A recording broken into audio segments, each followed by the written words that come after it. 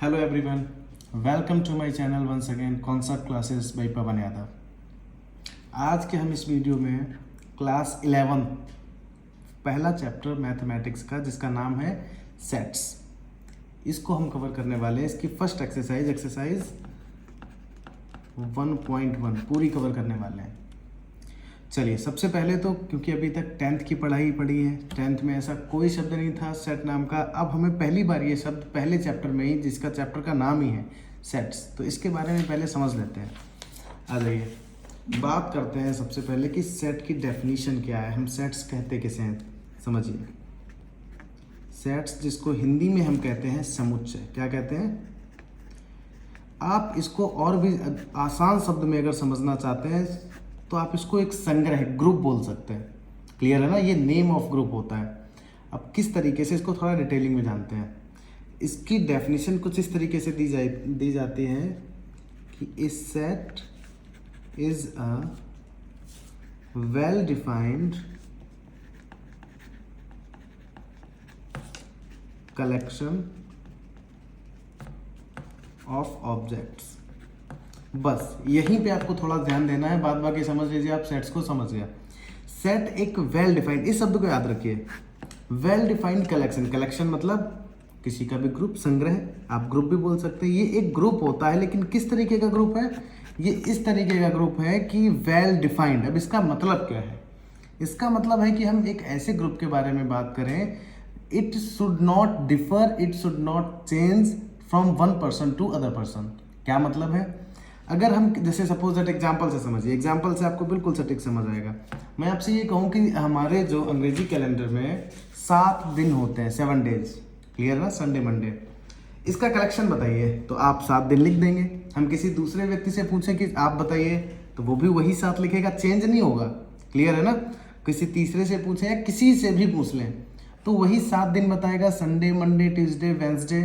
वैसे वेडनेसडे नहीं होता, इट्स प्रोनाउंस्ड एज वेंसडे। खैर, अंग्रेजी पे आएंगे तो उसका भी जिक्र करेंगे। थर्सडे फ्राइडे एंड सैटरडे, यही आप किसी से भी पूछे अपने क्लास में या किसी से भी, यही आंसर देगा। क्योंकि ये जो ग्रुप है, ये जो कलेक्शन है 7 दिनों का, ये एक वेल डिफाइंड कलेक्शन है, तो इसको आप सेट कह सकते हैं। क्लियर है ना? अब इसको लिखने के तरीके क्या होते हैं, बाद बाकी पढ़ने का तरीका क्या होता है, वो सारी चीज़ें हम अभी जानेंगे। एक एग्जाम्पल और समझ लिए। अभी चलिए, हमने डेज नेम देखे, क्लियर। ऐसे ही मैं आपसे बोल दूं कि ये एक सेट है। अब मैं आपसे ये बोल दूं कि चलिए ये बताइए मंथ्स कितने होते हैं, सभी मंथ्स का कलेक्शन बताइए, इंग्लिश मंथ्स का, क्योंकि हिंदी में तो अलग तरीके से होता है चैत्र, हालांकि वो भी एक सेट है, लेकिन फिर भी अभी हम अंग्रेजी की बात करते हैं। क्योंकि हिंदी में आपको याद तो होंगे इधर उधर से, लेकिन एक सीरियल क्रम से याद नहीं होंगे, मुझे भी याद नहीं है कि चैत्र शुक्ल, और शुक्ल नहीं चैत्र, और जो भी चीज़ें आती हैं, श्रावण मास, भाद्रपद, वो सारी चीज़ें अंग्रेजी में सबको पता होता है कि जनवरी, फरवरी, मार्च, अप्रैल, मई, जून, जुलाई, अगस्त, सितंबर, अक्टूबर, नवंबर एंड दिसंबर। किसी से भी पूछेंगे वो यही बताएगा। क्लियर है ना? चलिए, तो मंथ्स नेम भी आपका जो होता है वो एक सेट है, क्योंकि इसका भी एक वेल डिफाइंड कलेक्शन है। अब मैं आपसे ये बोल दूं कि आप सबसे बढ़िया, जो आप सबसे अच्छे एक्टर हैं 10 बॉलीवुड के, चलिए बॉलीवुड से लेते हैं, बॉलीवुड के 10 एक्टर्स बताइए आप जो सबसे अच्छे हैं, उसका कलेक्शन इकट्ठा करो। तो आप क्या इकट्ठा करेंगे? चलिए मैं अपनी बात करता हूँ। मैं अपने 10 सबसे अच्छे एक्टर्स की लिस्ट में शामिल करूँगा अक्षय कुमार, रणवीर सिंह। अगर मैं अपने दोस्त की बात करूँ, वो अलग नाम भी गिना सकता है या इनका भी गिना सकता है, बट एग्जैक्ट 10 के 10 सभी के सेम नहीं होंगे। क्लियर है ना? किसी को सलमान खान भी पसंद है, किसी को सलमान खान बिल्कुल पसंद नहीं है, किसी को गोविंदा अच्छा लगता है, किसी को शाहरुख खान अच्छा लगता है, किसी को शाहरुख खान की मूवी बॉयकॉट करनी होती है। तो अलग अलग विषय है। खैर, मैं इन सब चीज़ों पे नहीं जा रहा हूँ। मैं केवल ये कह रहा हूँ कि 10 अगर मैं एक्टर्स का कलेक्शन आपसे बोलूँ कि 10 सबसे अच्छे एक्टर्स का कलेक्शन आप बताइए मुझे, तो आपकी राय अलग हो सकती है और दूसरे किसी व्यक्ति की राय अलग हो सकती है। तो जब one person to other person आपका जो कलेक्शन है वो चेंज हो सकता है, तो समझ लीजिए कि वो सेट नहीं है। तो यहाँ पे 10 बेस्ट एक्टर्स का जो कलेक्शन मैंने आपको बताया,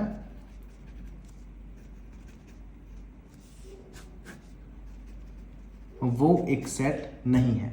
क्लियर है ना? चलिए मैं आपसे बात कर लेता हूं, आपके क्लास में जितने लड़के हैं, जितने भी हैं, 10 20 25 जिस भी क्लास में आप पढ़ते हैं, कोचिंग से लेकर स्कूल तक, किसी की भी बात कर रहे हैं, तो वो फिक्स्ड है। कि अगर मैं आपसे पूछूं आपके क्लास के बारे में तो आप जो बताएंगे, या आपके क्लास के किसी भी लड़के से बताऊंगा कि सभी लड़कों का कलेक्शन बताएं, तो वही लड़के हैं तो सब उन्हीं का जिक्र करेंगे, तो वो भी एक सेट है। क्लियर है ना। अब इसको बात करते हैं, चलिए इसके बारे में भी हम और भी जानेंगे क्योंकि 1.1 इससे रिलेटेड है। अब हम बात करेंगे इसको रिप्रेजेंट करने के तरीके पे। रिप्रेजेंट मतलब इसको लिखते कैसे हैं। तो सबसे पहले आपको हम जिक्र करते हैं कि इसमें रिप्रेजेंट करने के, इसमें सबसे पहले दो तरीके आपके एक्सरसाइज में हैं या आपके चैप्टर में आपको बताए गए हैं। सबसे पहला जिसको बोलते हैं रोस्टर फॉर्म, एक रोस्टर फॉर्म होता है और इसी का एक नाम और भी होता है टेबुलर फॉर्म, हिंदी में भी वैसे इसे रोस्टर ही बोलते हैं। और सेकेंड जो होता है सेट बिल्डर फॉर्म। क्लियर है ना, दो तरीके हैं। इसको हिंदी में रोस्टर ही कहते हैं, लेकिन सेट बिल्डर को हिंदी में कहते हैं समुच्चय निर्माण विधि। फॉर्म मतलब विधि। चलिए जिक्र करते हैं सबसे पहले कि रोस्टर में कैसे लिखेंगे। तो जैसे कि अभी मैंने आपको बोला था कि एक सेट जो होगा डेज नेम का वो आप लिखेंगे, तो सबसे पहले किसी भी सेट का एक नाम दे दिया जाता है कि मैंने ये डेज नेम का जो कलेक्शन किया था संडे मंडे, इसको लिखेंगे कैसे, समुच्चय में लिखने का तरीका क्या होता है। तो सबसे पहले एक समुच्चय का नाम दे दिया जाएगा और नाम हमेशा कैपिटल लेटर में ही लिखा जाएगा। जैसे मैंने लिख दिया ए, आप कुछ भी लिख सकते हैं, ए बी सी डी, जो भी आपको नाम दिया जाए, या तो सवाल दे देगा, नहीं दे रहा है तो आप मान लें इज इक्वल टू, मतलब सबसे पहले आपने क्या लिखा है, उसका नाम दिया और नाम कैपिटल लेटर में रहेगा, ये हमेशा याद रखिए। उसके बाद इज इक्वल टू का साइन लगाएंगे। रोस्टर फॉर्म की बात कर रहे हैं अभी हम। उसके बाद देखिए ब्रैकेट हमने बचपन से 3 तरीके के पढ़े हैं। एक तो चलिए ये ब्रैकेट पढ़ा है हमने, ध्यान से समझिए, ये स्मॉल ब्रैकेट छोटा वाला। फिर उसके बाद में ये जो सही से बनता नहीं है लोगों से, मुझसे भी सही से नहीं उतना बनता, इसको हिंदी में मंझला कोष्ठक, अंग्रेजी में इसको क्या बोलते हैं, करली ब्रैकेट। और समुच्चय में सेट में इसी का केवल यूज है। क्लियर है ना, करली ब्रैकेट में ही हमेशा सेट को लिखा जाता है और एक होता है हमारा सबसे बड़ा, इस तरीके से। चलिए हम बात करते हैं, इसको हम जो भी लिखेंगे वो हम हमेशा करली ब्रैकेट में ही लिखेंगे। इतना समझ गए कि एक नाम दिया जाएगा, वो कैपिटल लेटर में होगा और करली ब्रैकेट में लिखा जाएगा। क्लियर है ना। अब यहाँ पे एक दो चीज़ों का आप ख्याल रखें कि कोई भी सेट में, जैसे काफ़ी बार ऐसी भी चीज़ें होंगी कि जिसको जो 2-2 बार आ जाएंगी, हालांकि डेज नेम में तो सब एक बार आएगा, लेकिन काफ़ी सारे सेट में ऐसी भी चीज़ें होंगी जो रिपीट होंगी। तो सबसे पहली चीज़ तो ये याद रखना आप कि सेट के अंदर लिखते समय कोई भी चीज़ रिपीट नहीं करते। अगर 2 बार भी है तो एक ही लिखेंगे, एक ही बार लिखेंगे उसको। चलिए उसके बाद में चलिए हम इसी का एग्जांपल लेते हैं, इसको लिख के दिखाते हैं डेज नेम वाले को। तो डेज नेम का था ना, चलिए डेज नेम को लिखते हैं। सबसे पहले डेज नेम में संडे, तो संडे लिख दिया। क्लियर है ना। फिर आप कॉमा लगाएंगे, पूरा लिख देना, वो एक अलग विषय है। संडे के बाद मंडे, उसके बाद कॉमा, फिर ट्यूसडे, उसके बाद कॉमा, और लास्ट में आप सारे लिख लेना, मेरे पास जगह कम है, मैं यहाँ पे इतना ही लिखूंगा। लास्ट में सैटरडे। क्लियर है ना। कुल मिला के आपने ये इसके अंदर 7 जो भी दिनों के नाम थे वो आपने लिख दिए। अब देखिए लिखने का तरीका, हमने कैपिटल लेटर मान लिया, जो भी उसके ग्रुप का नाम है यही हमारा सेट कहलाएगा कि ये सेट ए है। क्लियर है ना। चलिए अब हम बात करें इसके अंदर जो ये लिखे हुए हैं 7, ये क्या कहलाते हैं। देखिए इनका सबसे ज़्यादा फेमस नाम जो है वो है कि इसको हम एलिमेंट कहते हैं। क्या कहते हैं, एलिमेंट। ठीक है ना। इसमें 7 एलिमेंट है। एलिमेंट के अलावा अगर आप चाहो तो इसको ऑब्जेक्ट भी बोल सकते हो। क्या बोल सकते हो, ऑब्जेक्ट। इसके अलावा अगर एक शब्द और भी आप बोलना चाहें तो इसको मेंबर शब्द और बोल सकते हैं, मेंबर। मतलब इस सेट में जो डेज नेम का कलेक्शन था, पहले तो आपने ये जाना कि वो सेट है। क्यों सेट है, क्योंकि देखिए सेट सब थोड़ा एक अलग साउंड भी कर रहा है वैसे, ये इसलिए एक सेट कहलाएगा क्योंकि ये वेल डिफाइंड कलेक्शन है। किसी से भी पूछोगे वही 7 दिन बताएगा। तो सबसे पहले तो हमने इसको एक्सेप्ट किया कि ये एक सेट है। उसके बाद में लिखने का तरीका जो था, तो इसमें 7 एलिमेंट हैं ऐसे कह लीजिए, 7 ऑब्जेक्ट्स हैं ऐसे कह लीजिए, या 7 मेंबर्स हैं, और सबको कॉमा दे दे के लिखा जाता है, कॉमा के साथ लिखा जाता है। ये कौन सा फॉर्म है आपका, रोस्टर फॉर्म। क्लियर है ना। अब हम बात करते हैं यहाँ पे सेट बिल्डर फॉर्म को। इसी एग्जाम्पल को हम इसमें लिखेंगे। तो इसमें सबसे पहले देखिए, आप चाहें तो मान लें ए, चलिए हमने मान लिया एक सेट है ए, इसको भी ए ही मान लिया।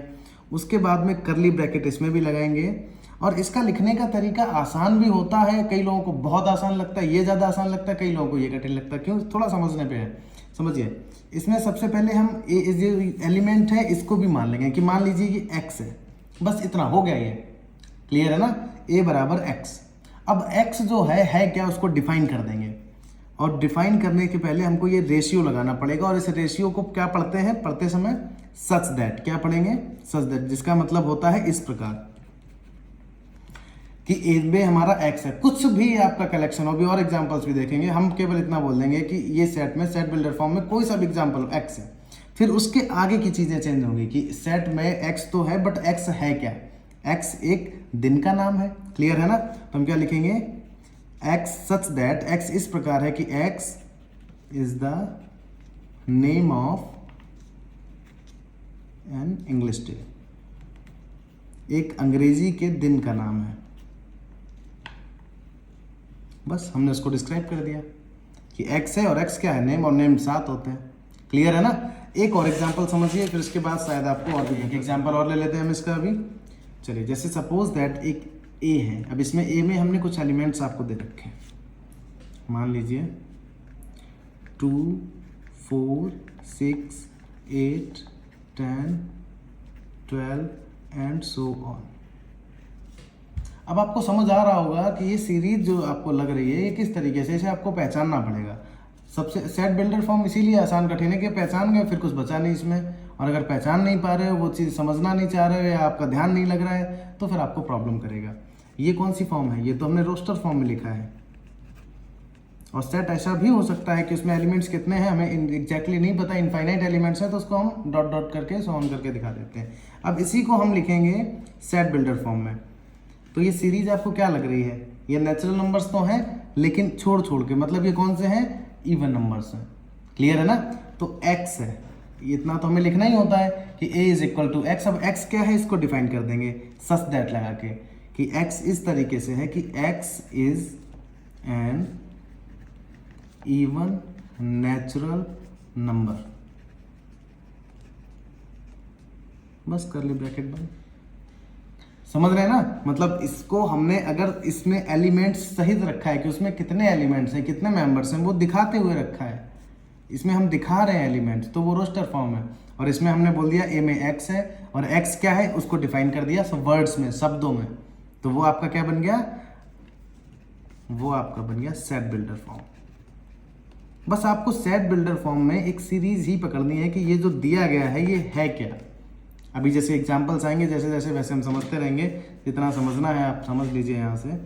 बाकी अब बात करेंगे हम यहाँ पे दो और सिंबल्स की। यहाँ पे दो सिंबल्स और यूज किए जाते हैं, ध्यान से देखिए। सिंबल मतलब चिन्ह। एक तो ये, इसको पहले भी हो सकता है आपने देखा हो, इसको पढ़ते हैं बिलोंग्स टू। क्या पढ़ते हैं, बिलोंग्स टू। और एक होता है काट दिया। जब हम किसी भी चीज़ को लिख के ऐसे काट देते हैं तो उसमें नॉट लग जाता है मैथ्स की भाषा में। तो वैसे तो इसका सही अगर आप उच्चारण करेंगे, सही तरीके से पढ़ेंगे, तो इसको हमें पढ़ना चाहिए डज नॉट बिलोंग टू, लेकिन इसको कई सारे लोग ऐसे भी पढ़ देते हैं नॉट बिलोंग्स टू, जो कि ग्रामेटिकली तो गलत है लेकिन मैथ्स में चल जाएगा। क्यों चल जाएगा, क्योंकि यहाँ पे हम ग्रामर नहीं सीख रहे। लेकिन हाँ, ग्रामेटिकली बात करें तो does not belong to. Reason आपको पता होगा, बहुत पहले से पढ़ते आ रहे हैं आप लोग, बहुत होशियार है। चलिए आगे की बात करते हैं। अब इसका मतलब क्या है, इसका भी एक एग्जाम्पल देखिए आप। जैसे कि मैंने एक आपको ये यहाँ पे एक सेट दिया है, इसको सही से बना लें, मैं जल्दी में बना देता हूँ, और वैसे भी मुझसे सही बनता भी नहीं है। चलिए आगे की बात करते हैं। इसमें कुछ एलिमेंट्स हैं 2, 4, 6, 8, 10, क्लियर ना, इतने ही हैं। अब यहाँ पे अगर मैं बात करूँ इसका यूज कर, जैसे यहाँ पे 2 है, 2 एक एलिमेंट है, और ये हमेशा एलिमेंट और सेट के लिए ही लगाते हैं, ये जो बिलोंग्स टू और डज नॉट बिलोंग टू। तो 2 इसमें है ना, 2 है ये, तो इसको हम इस तरीके से लिखेंगे कि 2 बिलोंग्स टू ए, मतलब एक सेट है ए और 2 इसमें है, उसमें बिलोंग करता है, क्लियर है ना। चलिए अब मैं बात करूं 11 है, इसमें नहीं है, तो हम इसके लिए बोल देंगे कि 11 डज नॉट बिलोंग टू ए, बस इतना ही इसका मतलब है, क्लियर है ना। तो रोस्टर फॉर्म और क्या नाम, टेबुलर फॉर्म, जिसका एक ही नाम है, और बाद बाकी सेट बिल्डर फॉर्म। इसको थोड़ा सा और समझते हैं एग्जाम्पल से। तो सबसे पहले बात कर लेते हैं, आ जाइए एक्सरसाइज 1.1, इतनी जानकारी काफ़ी है एक्सरसाइज के लिए। सबसे पहले इसमें लिखा हुआ है आपका कि which of the following are sets, इसमें से कौन से सेट्स हैं, जस्टिफाई योर आंसर, और कौन से नहीं है, और जो भी हैं तो वो क्यों है। जस्टिफाई का मतलब यही है कि आपको उसका रीज़न भी लिखना है, आपको कुछ नहीं करना है। अंग्रेजी भी आपको बहुत ज़्यादा नहीं लिखनी है, रीजन्स में भी बहुत ज़्यादा अलग अलग शब्द नहीं लिखने हैं, केवल इतना लिखना है। पहले तो आप समझ लें उसको कि सेट है, अगर है तो बोल देना yes this collection is set, क्यों? क्योंकि एक वेल डिफाइंड कलेक्शन है। अगर है तो, नहीं है तो बोल देना ये सेट नहीं है क्योंकि ये वेल डिफाइंड कलेक्शन नहीं है, पर्सन टू पर्सन चेंज हो सकता है। एग्जाम्पल के लिए हम पहले एग्जाम्पल की बात कर लेते हैं। इसमें जो पहला क्वेश्चन है फर्स्ट में, the collection of all months of a year beginning with the letter J, ये जे बना हुआ है, मतलब आपको जितने भी महीने होते हैं, ऑल मंथ्स में कितने महीने होते हैं? 12 जनवरी से दिसंबर तक, क्लियर है ना, जिसको जैन भी बोलते हैं, जनवरी होता है वैसे राइट प्रोनाउंसिएशन। तो ऑल मंथ्स का कलेक्शन एक साल में, लेकिन केवल उनकी बात कर रहे हैं, 12 की बात नहीं कर रहे हैं जो जे से स्टार्ट होते हैं। तो जो जे से स्टार्ट होते हैं ऐसे कितने होते हैं? पहला ही है हमारा जैन है, जनवरी जिसको बोलते हैं, उसके बाद में जून है, जुलाई है, 3 ही तो हैं। अगर आप किसी से भी पूछेंगे, आप खुद से, हम पहले तो मैंने आपसे पूछा, आप भी यही बताएंगे, अब मैंने अपने दोस्त से पूछा, वो भी वही बताया, किसी से भी पूछेंगे कि जे से शुरू होने वाले मंथ्स कितने हैं उसका कलेक्शन, तो सब यही बताएंगे। क्लियर है ना? ऐसा नहीं है कोई इसके अलावा कुछ ऐड कर देगा या कम कर देगा। अगर ऐड या कम कर देगा तो वो गलत है, क्योंकि सबका आंसर तो यही होना चाहिए। चलिए, तो ए इज इक्वल टू कितना है? पहले तो ये बताइए कि ये सेट है कि नहीं है। तो इसमें ये लिखना नहीं है, ये मैं आपको बता रहा था, या आप समझ गए तो नहीं भी लिखते हैं। तो ये एक सेट है, तो इसमें हमें जस्टिफाई करना पड़ेगा अपना आंसर। तो सबसे पहले हम लिखेंगे कि दिस कलेक्शन, चलिए answer, this collection is set, ये सेट है, क्यों? Because it is a well defined collection. बस इतना ही लिखना है। क्लियर है ना? बहुत ज़्यादा अंग्रेजी में भी नहीं पढ़ना है। नहीं होता तो बोल देते is not a set because it is not a well defined collection. Clear है ना? आ जाइए, बात करते हैं सेकंड की। The collection of 10 most talented writers of India, India के 10 सबसे ज़्यादा प्रतिभाशाली लेखकों का कलेक्शन, राइटर्स का।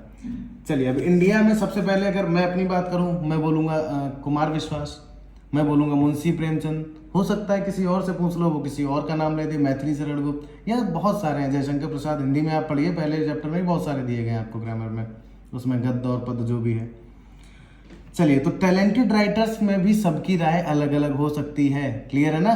आप किसी से पूछेंगे तो कोई और आंसर दे सकता है, पापा से पूछेंगे आप अपने, वो किसी और को पसंद करते होंगे। ये तो पसंद का विषय है, किसी को कोई मूवी अच्छी लगती है, किसी को कोई मूवी अच्छी लगती है। जैसे मैंने भी प्लेयर्स का एग्जाम्पल दिया था। तो ये जो 10 मोस्ट टैलेंटेड राइटर्स वाला जो कलेक्शन है, ये पर्सन टू पर्सन डिफर कर सकता है, मतलब चेंज हो सकता है। तो इसलिए इसे हम सेट नहीं कहेंगे। तो हमें बहुत ज़्यादा कुछ अंग्रेजी भी नहीं लिखनी है, हम केवल इसको इतना लिखेंगे कि this collection is not a set, ये सेट नहीं है। क्यों नहीं है? Because it is not a well defined collection. आप चाहो वो लाइन भी जोड़ सकते हो, it may change from person to person. Clear है ना?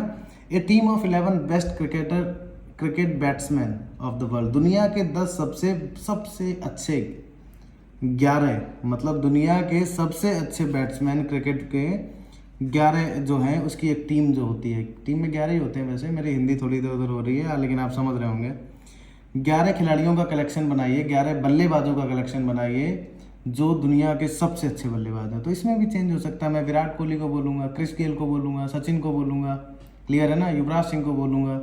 आप ऑस्ट्रेलिया वाले से पूछें, वो रिकी पंटिंग को बोलेंगे और एंड्रू सैमन को बोलेंगे, और पुराने खिलाड़ियों का या नए खिलाड़ियों का अलग अलग राय हो सकती है सबकी।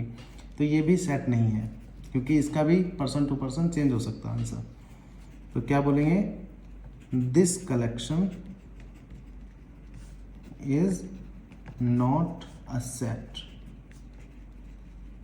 because it may change from person to person। अच्छा, ये 4th नंबर पे मैंने गलत नोट कर लिया था, ये वाला आपका आगे है कलेक्शन वाला, यहाँ पे 4th में है the collection of all boys in the class.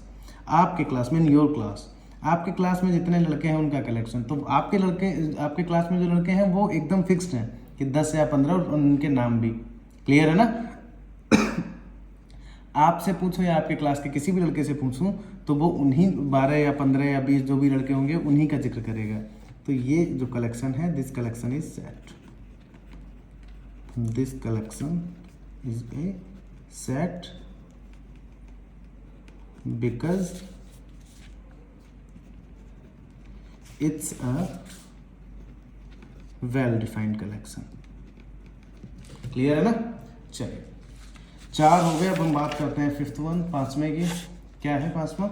The collection of all natural numbers less than 100, 100 से कम सभी प्राकृतिक संख्या और नेचुरल नंबर्स का कलेक्शन। तो 100 से कम नेचुरल नंबर्स कहाँ से शुरू होगी? 1 से लेकर आप 99 तक बताएंगे, 1 2 3 4 एंड सो ऑन 99। किसी से भी पूछेंगे वो यही बताएगा, क्योंकि नेचुरल नंबर्स फिक्स होते हैं, 1 से होते हैं, और इसने कहा 100 से कम 99 तक। क्लियर है ना? तो ये भी एक सेट है, लिख दीजिए, this collection is a set. और आगे की वही line, well defined collection. Clear है ना? अगला है कलेक्शन ऑफ नॉवेल्स, उपन्यास। नॉवेल्स को क्या बोलते हैं? उपन्यास। Written by the writer Munshi Premchand. Munshi Premchandra ji ने जितने भी उपन्यास लिखे हैं, 2 4 6 8 10 12 फिक्स्ड हैं वो। क्लियर है ना? वो ऐसा नहीं है कि यहाँ पे ये है मुंशी प्रेमचंद के कलेक्शन, कहीं और देश में किसी और से पूछ लो तो वो अलग बता देगा। वही कलेक्शन है तो वही बताएगा। तो ये भी एक वेल डिफाइंड कलेक्शन है। तो this collection is a set.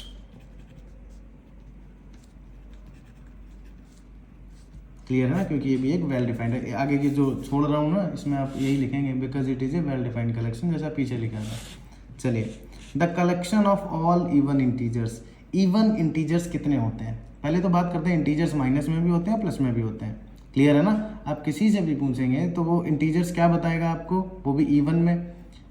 चलिए, -2 -4 -6 -8 और ऐसे ही माइनस में चलते चले जाइए इनफाइनाइट तक। और पॉजिटिव इंटीजर्स में भी 2 4 6 8 सेम, यही किसी से भी पूछो यही बताएगा। तो ये भी आपका सेट है। दिस कलेक्शन, लिखने का तरीका अलग है, वो केवल यहाँ पे ये पूछ रहा है कि नहीं है, बस यहाँ पे इसीलिए इतना ही लिख रहे हैं। आगे वही, because it is a well defined collection.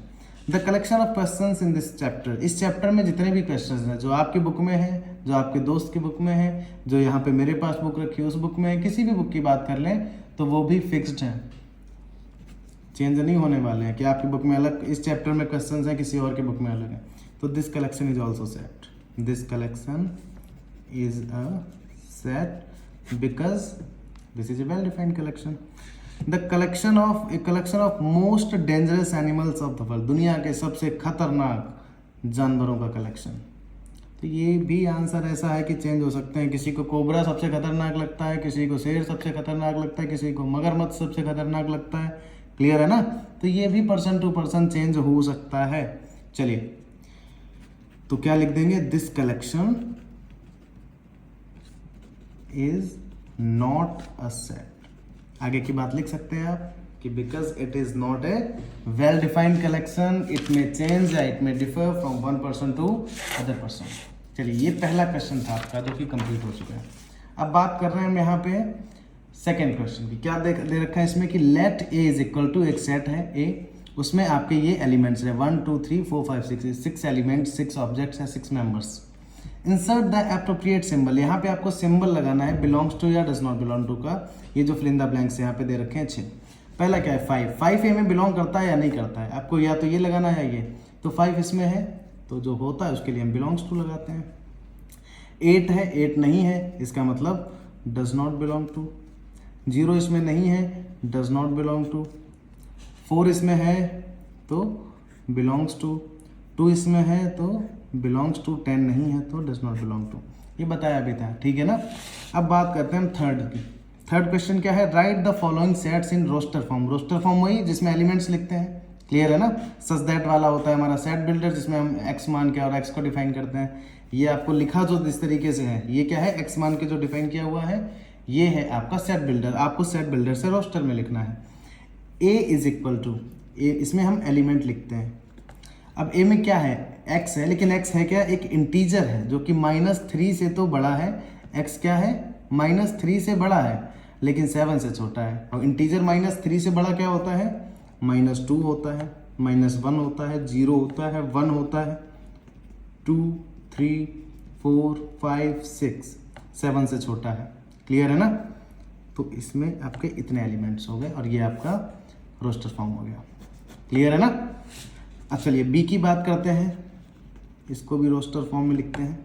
X है, लेकिन एक्स क्या है? एक नेचुरल नंबर है लेस देन 6। 6 से कम नेचुरल नंबर कितने होते हैं? 1 2 3 4 5। क्लियर है ना? 6 से कम है, 6 तक नहीं है, इसलिए हमने 5 पे रोक दिया। अगला देखिए सी। सी क्या है? एक्स है, लेकिन एक्स है क्या? एक 2 डिजिट नेचुरल नंबर है, 2 अंकों की नेचुरल नंबर है, such that the sum of its digit is 8, कि अगर हम उसके दोनों अंकों को जोड़ दें तो वो 8 है। तो देखिए पहला कौन सा है ऐसा? एक के साथ 70, क्योंकि 1 और 7 को जोड़ दो आपके 8 हो जाएंगे। 2 है तो 6 लेना पड़ेगा, मतलब 26, क्योंकि जोड़ने से 8 ही चाहिए। 3 है तो 5 लेना पड़ेगा, मतलब 3 5 8, और नेचुरल नंबर से माइनस में ले नहीं सकते। 4 है तो 4 ही जोड़ दो, 5 है तो 3 जोड़ना पड़ेगा, 6 है तो 2, मतलब 62, समझ रहे हैं ना? 7 है तो 1, और यहाँ पे 80 को इसलिए नहीं कर सकते क्योंकि जो 0 है वो नेचुरल नंबर में नहीं आता है। नहीं, 80 आता है ना, 0 नहीं आता, तो हम 80 को लेंगे। क्लियर है ना? चलिए 08 इसलिए नहीं ले सकते क्योंकि वो सिंगल डिजिट रहेगा, हमें चाहिए 2 डिजिट। सॉरी, यहाँ पे गलती थी कि 80 को ले सकते हैं। चलिए अब हम बात करते हैं डी की, इसी का 4th पार्ट। क्या कह रहा है?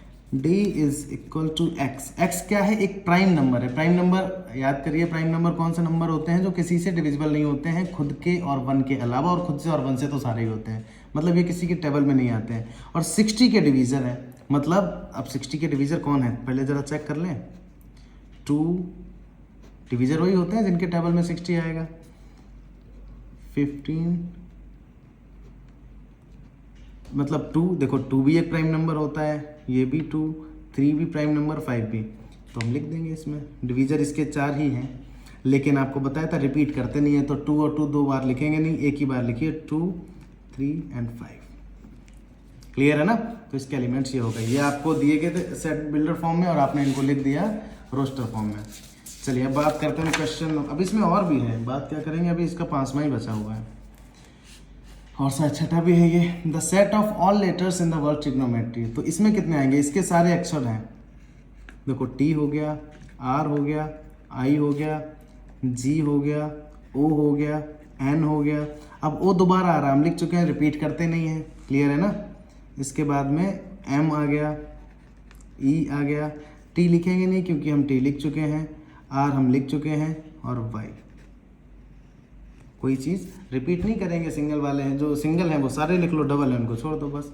ये सारे लेटर्स हो गए। Set of all letters in the word trigonometry के जितने लेटर्स हैं उसका सेट बनाइए, बना दिया। बेटर शब्द में जितने भी अक्षर हैं ऑल लेटर्स, उसका भी आप सेट लिखिए। तो एफ इज इक्वल टू क्या हो जाएगा? बी हो जाएगा, ई हो जाएगा, टी डबल है एक बार लिख लीजिए, ई हो चुका है, और आर। क्लियर है ना? बात करते हैं क्वेश्चन नंबर 4 की। Right the following sets in the set builder form. लगाइए बुद्धि अब इसमें। चलिए शुरू करते हैं। सीरीज के लिए सबसे पहले समझिए इसको, ये हम मान लेते हैं, हमें लिखना है इसको। अभी ये रोस्टर फॉर्म में दिया, एलिमेंट्स दिए हैं, तो हमें लिखना है इसको सेट बिल्डर फॉर्म में। सबसे पहले बिना देखे लिख दो कि ये इसमें है एक्स। अब एक्स है क्या, उसको डिफाइन कर दो। सच दैट एक्स क्या है? 3 6 9 12। इसको हम क्या लिख सकते हैं? देखिए इसको हम लिख सकते हैं, एक्स क्या है? X is equal to 3n। 3n है, n की जगह 1 रखोगे 3 आ जाएगा, 2 रखोगे 6 आ जाएगा, 3 रखोगे 9 आ जाएगा, 4 रखोगे 12। अब यहाँ पे तो n है, तो n क्या, n की वैल्यू क्या है? 1 2 3 4। ये और लिखना पड़ेगा, वेयर n की वैल्यू जो है वो 1 भी है, क्लियर है ना, और 1 से ज़्यादा भी है। मतलब n की वैल्यू 1 भी रखते हैं, 1 से ज़्यादा भी, और 4 भी है, और 4 से कम। बस यहाँ पे आपको इस चीज़ को समझना है। n की वैल्यू कहाँ है? 1 से 4 के बीच में, और 1 और 4 भी है। तो 1 4 और मतलब 1 से ज़्यादा है, 4 से कम है, यही तो होते हैं साइन। और इसके अलावा 1 भी है, 4 भी। तो आपने बस डिफाइन कर दिया, this is known as set builder, कि x क्या है? x is equal to 3n। और जहाँ पे n क्या है ये भी आपने डिसाइड कर दिया, where n is less than n is equal to 1, greater than n is equal to 1, and less than n is equal to 4।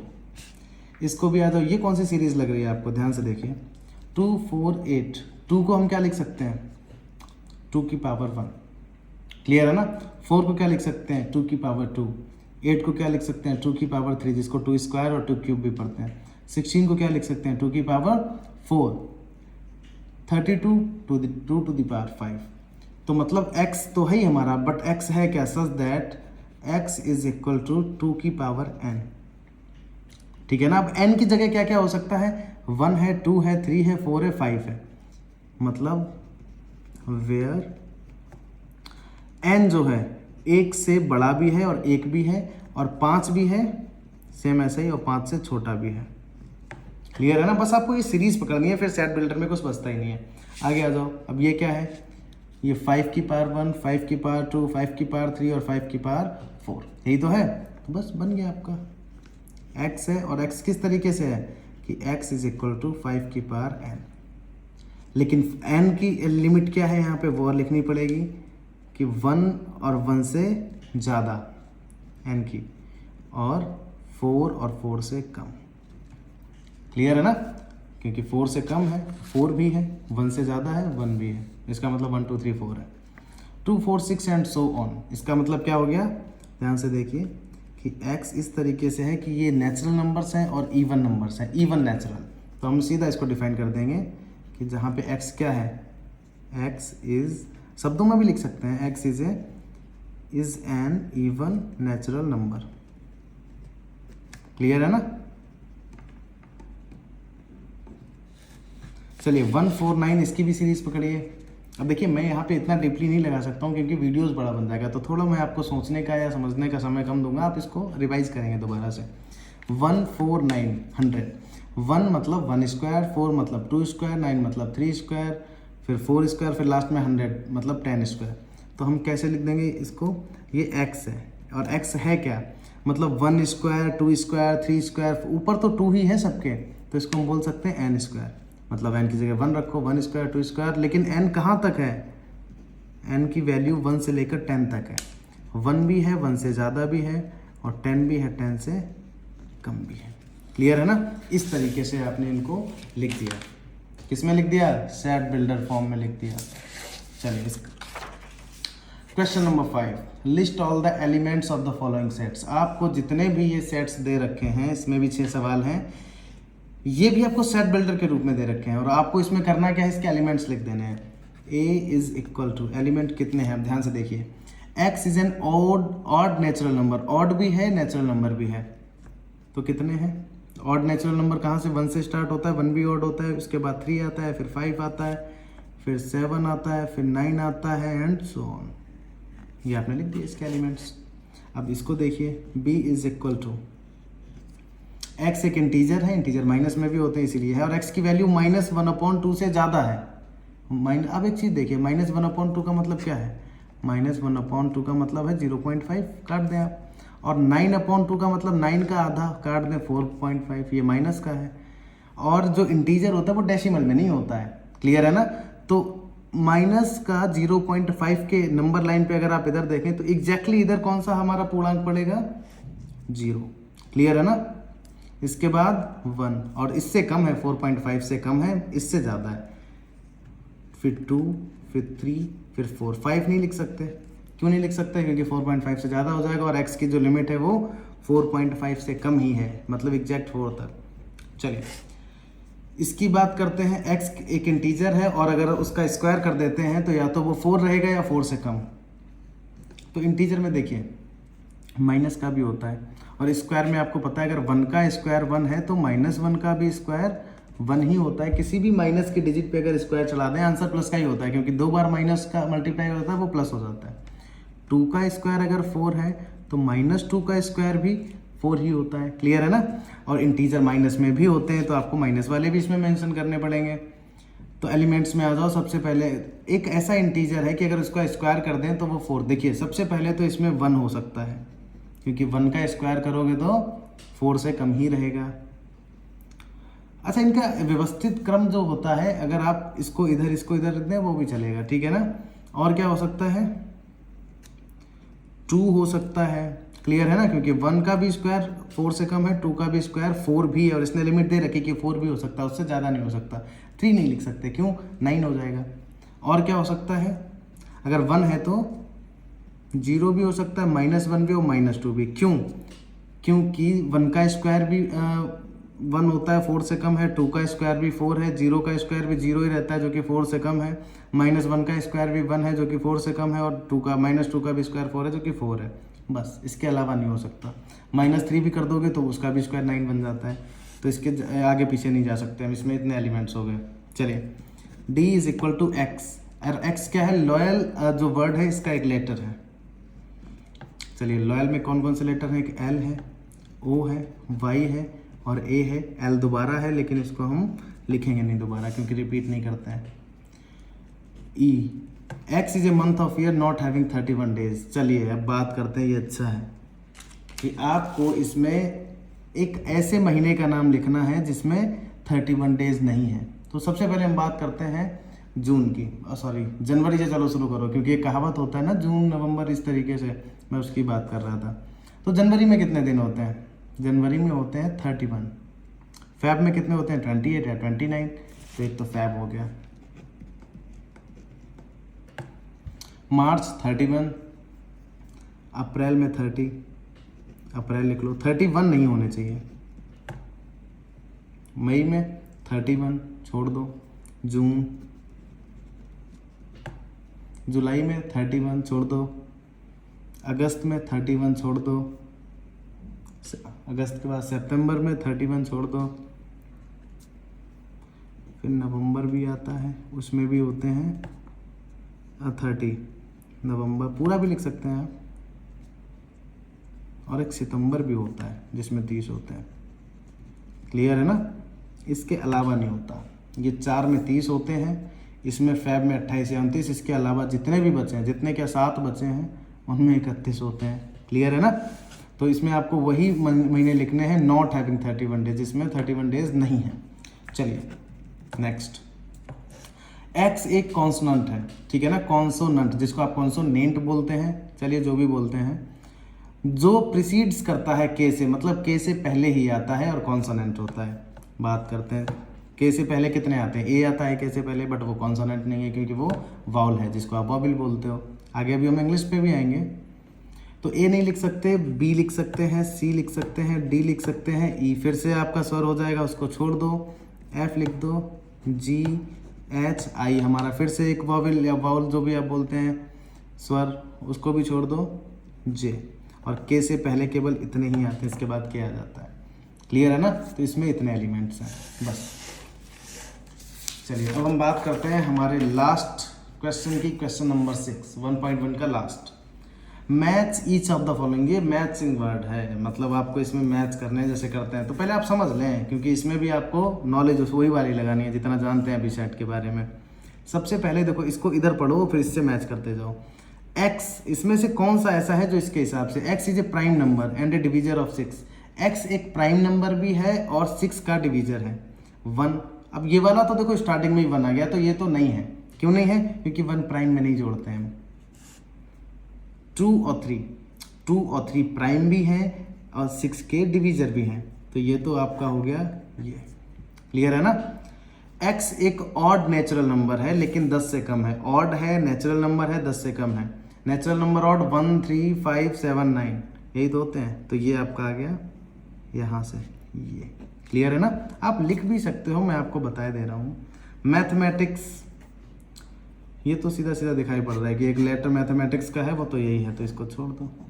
अब बचपन में कैसे करते थे, जो बच गया वो उसका, लेकिन फिर भी इसको पढ़ लेते हैं। एक्स एक नेचुरल नंबर है और डिवीजर ऑफ 6 का डिवीजर है और नेचुरल नंबर है। 1 नेचुरल आता है, इसको क्यों नहीं मिलाया था 6 के डिवीजर में? क्योंकि प्राइम नंबर था, और प्राइम 1 नहीं होता है ना 6 होता है। क्लियर है ना? तो नेचुरल नंबर है, 6 का डिवीजर है, तो 1 भी है, नेचुरल भी है, 6 का डिवीजर भी है, 2 भी है, नेचुरल भी है, 6 का भी, 3 भी और 6 भी। तो इसको आप मिला देंगे इससे। तो फर्स्ट का मैच किससे है? सी से। सेकंड का मैच किससे है? ए से। थर्ड का मैच किससे है? डी से। और फोर्थ का बी से। क्लियर है ना? इस तरीके से। चलिए यहीं पे आपका ये फर्स्ट एक्सरसाइज 1.1 खत्म होती है। अब हम बात करेंगे 1.2 की। बहुत जल्दी वो वीडियो भी आएगी, और इसके अलावा अब कल जो वीडियो आएगी वो आएगी 10+2 12th क्लास की फर्स्ट एक्सरसाइज की। तो लगातार जुड़े रहिए आप, क्लियर है ना, पढ़ते रहिए।